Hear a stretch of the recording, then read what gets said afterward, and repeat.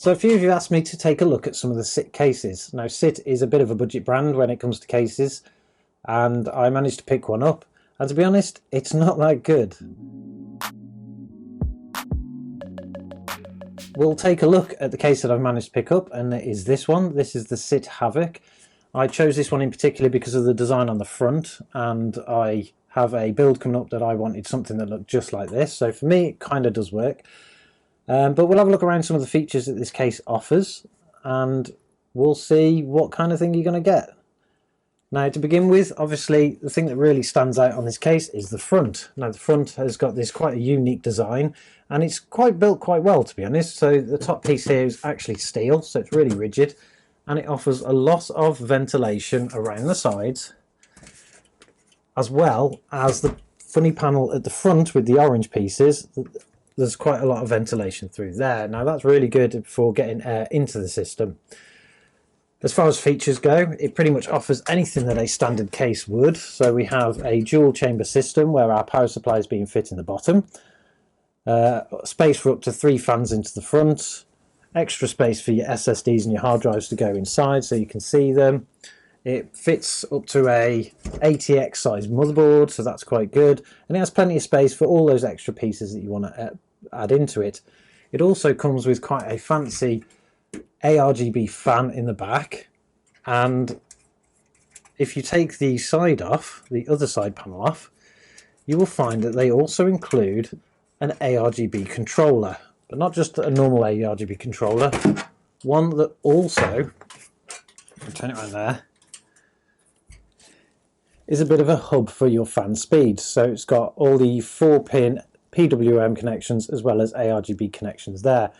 Now to go along with this hub, they also give you a remote control, so you can control it all via remote, or it works from simply pressing the reset button on the top. Now I have tried this and there's not that many settings on it, but you will get the general sense of your static colours, a few of the moving colours, and your full rainbow effect. So that's pretty good that they've included that. Unfortunately, I think that's pretty much where a lot of the money from this case has gone. So if we have a look around at some of the features where it really does fall over.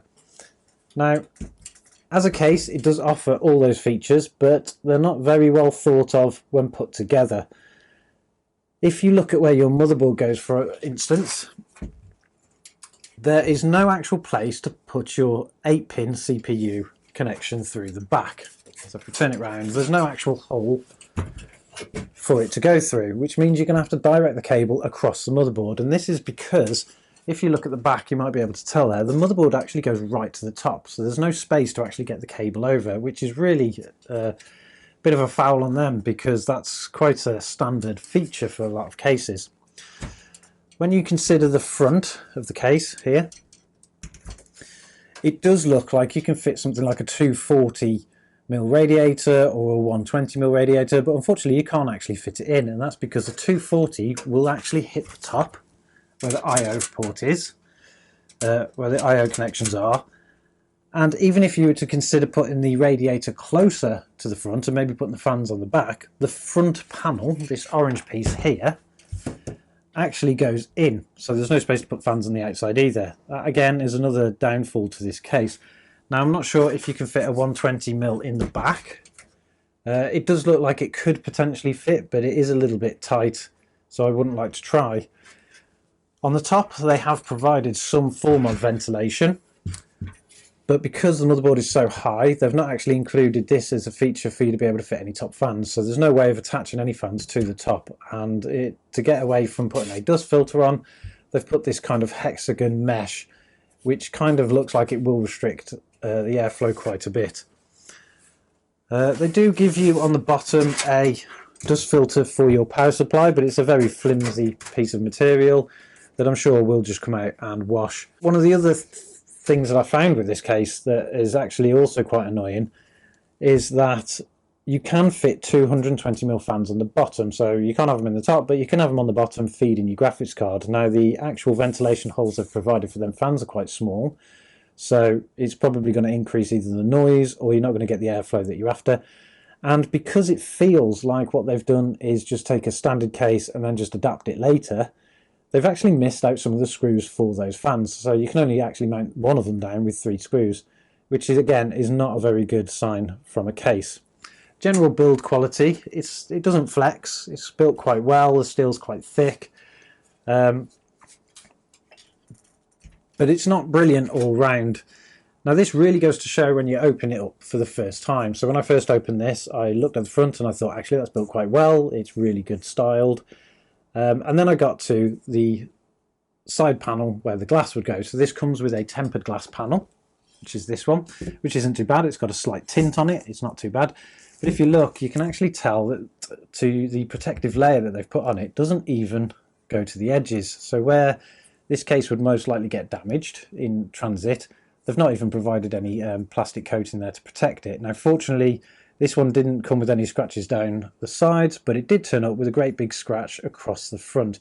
Now I haven't pulled the plastic off, and I don't think it's actually affected the glass itself. Tempered glass is quite strong, but it is a bit of a sign of the fact that they've not really thought these kind of things through. Also with the glass panel, what you will notice when you remove it, and it removes with 4 corner screws, it is simply just added onto the case afterwards. If you take the side off and flip it around, so if you take the other side off and flip it around, it will go onto this side as if it was supposed to be a blank panel at some point. Now you can actually see when you take it off and you look inside it that the screw holes they've put for the glass are an afterthought, and they've pre-tapped and threaded them afterwards, and you can tell because it's got a bit of a raised patch on it.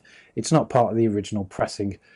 So all in all, I'm hoping that CIT cases don't all come like this one. I do have a specific project in mind for this case, and for me it's going to be okay because I'm going to modify the bits that I want to. But if you're looking for a case that is a bit of a budget case and something that you can build straight into with ease, I can't recommend this case to anybody. It's going to take too much time trying to actually get your cable management done, because there's no space for cable management. All they've done to try and rectify that is provide an indent on the back panel, which is okay, you can get away with it, but it does take away from the aesthetics of the PC. And everything is very close on the back. So I'm going to use this for a specific project. I hope that you subscribe to the channel so that you can see that project coming up. I wouldn't recommend this case to anybody. This case actually cost around £40. Now for £40 you can easily get a much better quality case from Aerocool, who are usually deemed as a budget brand themselves, but they are, from my experience, far superior in build quality to this one. So if you like this walkthrough of the CIT Havoc case, make sure you subscribe to the channel, because we're going to be doing a build in this and you'll want to see that because it's a bit of a themed build and that's coming up soon. Give me a like on this video if you like the information that I've gone through, and